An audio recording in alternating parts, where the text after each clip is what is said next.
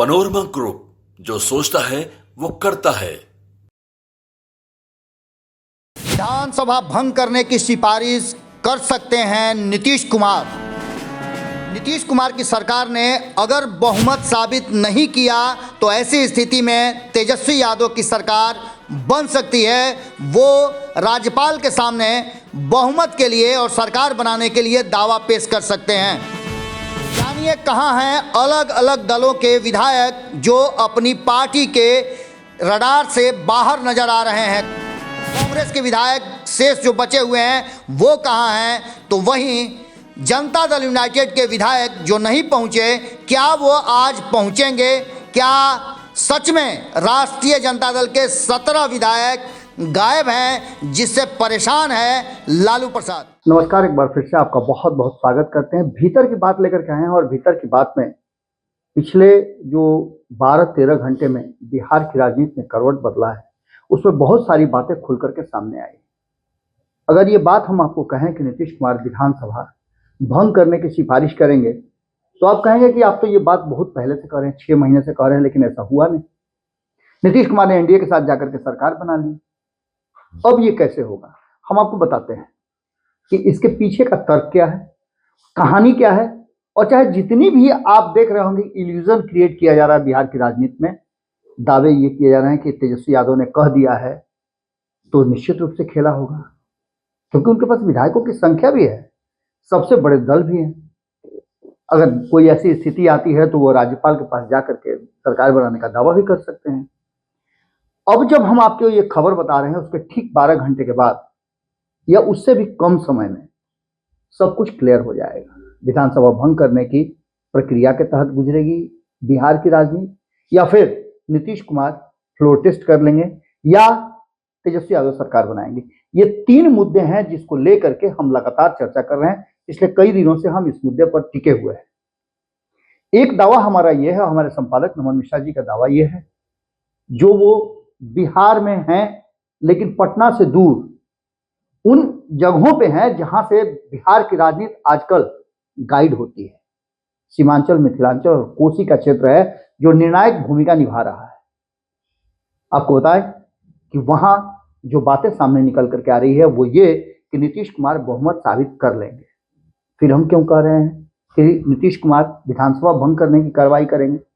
तो इसके पीछे का तर्क आपको बता दें कि पिछले 12 घंटे में जो बिहार की राजनीति में घटित हुआ है, जितना कॉन्फिडेंस में नजर आ रही थी राष्ट्रीय जनता दल, अचानक उसको जरूरत क्या पड़ी अपने के साथ साथ लेफ्ट के विधायकों को हाउस अरेस्ट करने की। इसके पीछे का बहुत बड़ा कारण, अब तक यह समझा जा रहा था, हमने 90 की राजनीति भी बताई आपको कि किस तरह से नीतीश कुमार और लालू प्रसाद ने मिल करके आंकड़ों का जुगाड़ कर लिया था और लालू प्रसाद को मुख्यमंत्री की कुर्सी पर बैठा दिया था। अब परिस्थितियां बदली हैं, लोग काफी जागरूक हो गए हैं। तब और अब के वोटर में काफी अंतर है, और इतना ही नहीं, नेताओं में भी काफी अंतर है। हम आपको यहां तक बता रहे हैं कि कई लोगों के पास बड़े बड़े ऑफर गए थे और कई लोगों ने खुद नीतीश कुमार को जाकर के ऑफर दिया था कि आप मुझे ये दे दें तो हम आपके साथ खड़े नजर आएंगे। ऐसी स्थिति में जब ये बातें राष्ट्रीय जनता दल और महागठबंधन की तरफ गई तो सबसे पहला काम कांग्रेस को अलग शिफ्ट कर दिया गया। उसके बाद ये दावा था लालू प्रसाद का कि हमारे यहां से कोई नहीं टूटेगा। आपको याद होगा पिछले 3 दिनों से हम लगातार चिल्ला चिल्ला के ये बात कह रहे हैं कि राष्ट्रीय जनता दल के तरफ से कई सवर्ण समाज के नेता हैं, विधायक हैं, जो काफी नाराज चल रहे हैं। उनके साथ जिस तरह से पार्टी में दोयम दर्जे का व्यवहार हुआ, A to Z कह करके उन्हें फंसाया गया, मंत्रिमंडल में एक भी सवर्ण समाज के नेता को जगह नहीं दी गई, जिसे दी भी गई उससे छीन लिया गया, बेइज्जत किया गया। ये सारी बातें क्या कह रही हैं? तब भी हम कहते थे कि नीतीश कुमार तेजस्वी यादव को A to Z की पार्टी नहीं बनने देंगे, और तब भी तेजस्वी यादव की टीम ये नहीं समझ पाई। आज तेजस्वी यादव जिस स्थिति में खड़े हैं, चप्पल जूता से लेकर के क्या क्या मंगा करके, खटिया मचिया मंगा कर अपने घर में विधायकों को होम हाउस अरेस्ट किए हुए हैं। तो ऐसी स्थिति में इसकी नौबत क्यों आई? ये दावा किया जा रहा था कि 17 विधायक जो हैं वो अलग अलग समाज से आते हैं, जिसमें वैश्य समाज से भी लोग हैं, कुशवाहा समाज से हैं, अति पिछड़ा समाज से हैं, सवर्णों से भी हैं, ये सभी विद्रोह करके चाहते हैं कि अब वो और ज्यादा गुलामी और लालटेन ढोने का काम नहीं कर सकते हैं। ऑफर उन्हें मिला, लेकिन ऑफर एक्सेप्ट हुआ कि नहीं हुआ ये हम नहीं जानते हैं, क्योंकि न तो हम ऑफर दिलवाने वाले में थे न एक्सेप्ट कराने वाले में। लेकिन जो भीतर खाने से बातें आ रही हैं राजनीतिक गलियारे में अलग अलग राजनीतिक दल के नेताओं से जो हमारी बातचीत हो रही है, उसके आधार पर हम ये बता रहे हैं कि जदयू राष्ट्रीय जनता दल को तोड़ लेगी, भाजपा राष्ट्रीय जनता दल को तोड़ लेगी। ये बातें पूरी तरह से अब विश्वास हो गया था तेजस्वी यादव और लालू प्रसाद को, इसलिए मीटिंग करने का बहाना करके सभी को हाउस अरेस्ट कर दिया गया। दूसरी सबसे महत्वपूर्ण बात कि आप बार बार ये बात कह रहे होंगे कि आखिर होगा क्या, क्या तेजस्वी, नीतीश और कांग्रेस लेफ्ट मिल करके सत्ता बना लेंगे या फिर जो वर्तमान सरकार है उसे पदच्युत कर देंगे। ये हम इसलिए कह रहे हैं कि अभी भी ये संभावनाएं व्यक्त की जा रही है कि ये बहुमत साबित कर लेंगे। हाउस अरेस्ट करने के बाद इनके विधायक जो इधर उधर भटक रहे थे उन्हें भी ट्रेस कर लिया गया है, और जीतन राम मांझी से जो मुलाकात हुई महबूब आलम की, उसके बाद से ये भी कहा जा रहा है कि जीतन राम मांझी भी अंतिम समय में पाला बदल सकते हैं। तो अगर ऐसी स्थिति आती है तो नीतीश कुमार विधानसभा भंग करने की सिफारिश कर सकते हैं, और ये उनका सिफारिश करना राज्यपाल एक्सेप्ट करने के लायक भी होगा, क्योंकि अभी भी फ्लोर टेस्ट से पहले हम पहले भी बताए हैं आपको कि उनके पास 128 विधायकों की संख्या है। अब इसके आगे की प्रक्रिया क्या होगी वो आप बाद में पता चलेगा, लेकिन फ्लोर टेस्ट से पहले जो आज से 10 घंटा बाद होने वाला है, उसके पहले नीतीश कुमार के पास ये ऑप्शन है। दूसरा नीतीश कुमार पूरी तरह से कॉन्फिडेंस में है कि उनके कॉन्फिडेंस को भारतीय जनता पार्टी ने और मजबूत कर दिया है कि फ्लोर टेस्ट हम जीत जाएंगे। लेकिन जीतने के बाद भी हम बार बार आपको बता रहे हैं कि विधानसभा भंग करने की कार्रवाई अभी भी बंद नहीं हुई है। अब इस विधानसभा भंग करने की कार्रवाई और विधानसभा भंग करने की सिफारिश, इन दोनों के पीछे जो तर्क है वो आप सुनेंगे तो आपको भी लगने लगेगा कि सच में ऐसा हो सकता है। नीतीश कुमार यदि बहुमत साबित कर भी लेते हैं तो उनको इस बात का डर रहेगा कि कभी भी उनकी सरकार को गिराया जा सकता है, और हो सकता है 2 महीने, 3 महीने, 1 महीने के बाद एक बार फिर से नीतीश कुमार को वो दंश झेलना पड़े। इसलिए नीतीश कुमार नहीं चाहते हैं कि किसी भी तरह का रिस्क लिया जाए। अगर सिफारिश कर देते हैं नीतीश कुमार तो चुनाव होने तक नीतीश कुमार मुख्यमंत्री की कुर्सी पर भी रहेंगे, और 2024 और 25 के चुनाव में भारतीय जनता पार्टी पूरी मजबूती के साथ खड़ी भी रहेगी, क्योंकि तब ज्यादा प्रभाव राज्यपाल और राष्ट्रपति का रहेगा। अब ऐसी स्थिति में आप समझ सकते हैं कि ऑप्शन की बात अगर करें तो आप एनडीए और महागठबंधन की तरफ आप देख लें तो सबसे बड़ी पार्टी राष्ट्रीय जनता दल नहीं चाहती है। भाई वीरेंद्र का बयान आया और कई लोगों का बयान आया है कि नीतीश कुमार विधानसभा भंग कराना चाहते हैं। इस बात को लेकर के इस बात में कहीं कोई ऐसा नहीं संशय की स्थिति मत रखिएगा, क्योंकि भाई वीरेंद्र ये बात कह रहे हैं तो भाई वीरेंद्र के बारे में भी कहा जाता है कि उनके भी संबंध कई दूसरे खेमे के नेताओं से भी अच्छे हैं, तो उनके इन बातों को अन्यथा नहीं लिया जा सकता है। जिम्मेवार आदमी है, पार्टी के पार्टी के मुख्य प्रवक्ता रहे हैं, आज भी विधायक है, लंबे समय से विधायक हैं और हल्की बातें नहीं करते हैं। तो भाई वीरेंद्र की बातों को अगर माने तो सच में नीतीश कुमार विधानसभा भंग करने की तरफ सोचना शुरू कर चुके हैं।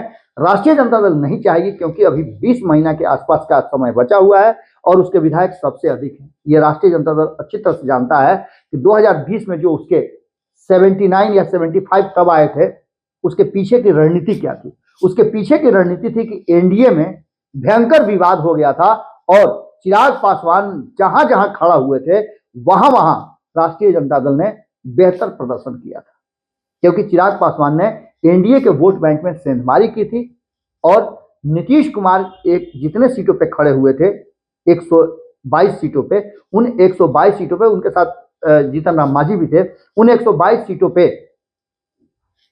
चिराग पासवान ने हर वो संभव प्रयास किया था जिससे नीतीश कुमार और एनडीए को सत्ता में जाने से रोका जा सके। हालांकि सत्ता तक पहुंच गए, लेकिन इसमें फायदा तेजस्वी यादव का भी हो गया। तो ऐसी स्थिति में तेजस्वी यादव ये समझ रहे हैं कि उनका पावर क्या है, उनकी पोजीशन क्या है, और अगर अभी चुनाव होता है तो उनके विधायकों की संख्या घट सकती है। वहीं अगर बात करें लेफ्ट की, तो एक लंबे समय के बाद लेफ्ट ने भी बेहतर प्रदर्शन किया था और उनके 16 विधायक जीत करके आए थे।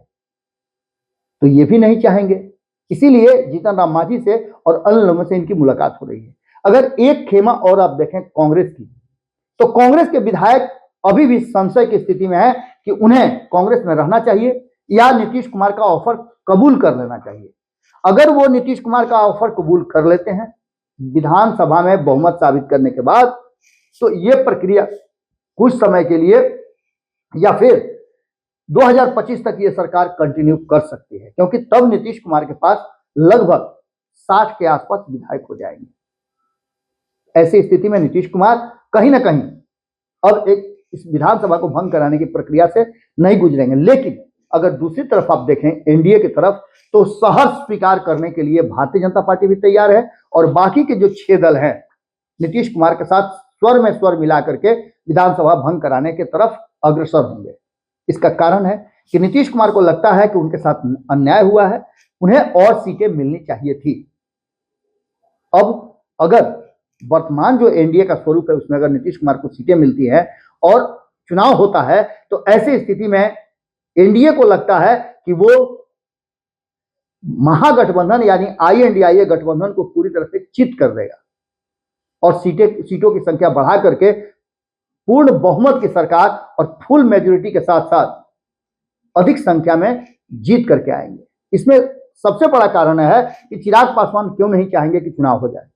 चिराग पासवान के पास एक भी विधायक बिहार में नहीं है, तो ऐसी स्थिति में चिराग पासवान यदि चुनाव हो जाता है वक्त से पहले 2024 में ही 25 का विधानसभा भंग करा दिया जाता है, तो उनको कोई दिक्कत नहीं होगी। बात उपेंद्र कुशवाहा की करें, उनके भी एक विधायक नहीं है, वो भी अगर चुनाव होता है तो उनको भी आशाएं हैं कि उनके भी सदस्य, उनको अगर मानते हैं 10 ही सीट मिले और 10 सीट में से 5 सीट जीत करके आए, तो 5 तो उनके विधायक बिहार में होंगे। अगर बढ़े तो पशुपति कुमार पारस के भी एक विधायक नहीं है, उन्हें भी ये मौका मिल सकता है।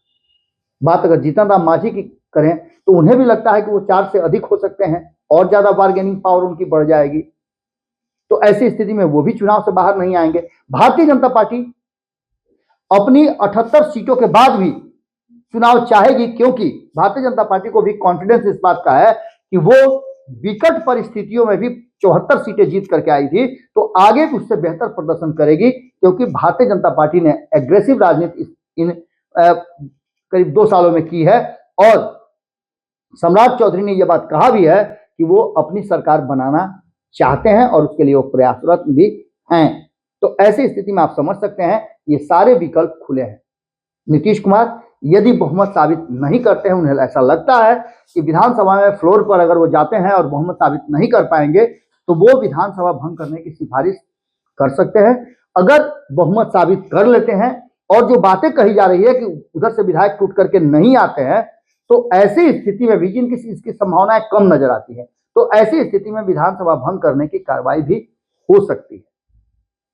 क्या होगा ये तो आने वाला वक्त बताएगा। ये जो पूरी रात है ये काफी बड़ी होने वाली है, क्योंकि आंखों में ये रात कटने वाली है। सुबह होगा, सबको इंतजार इस बात का होगा, भारी पुलिसिया इंतजाम के बीच विधान परिषद में जब घुसिएगा आप, तो विधान परिसर में घुसने के बाद, विधानसभा के परिसर में घुसने के बाद आपको ये पता चलेगा कि माहौल कितना गर्म है।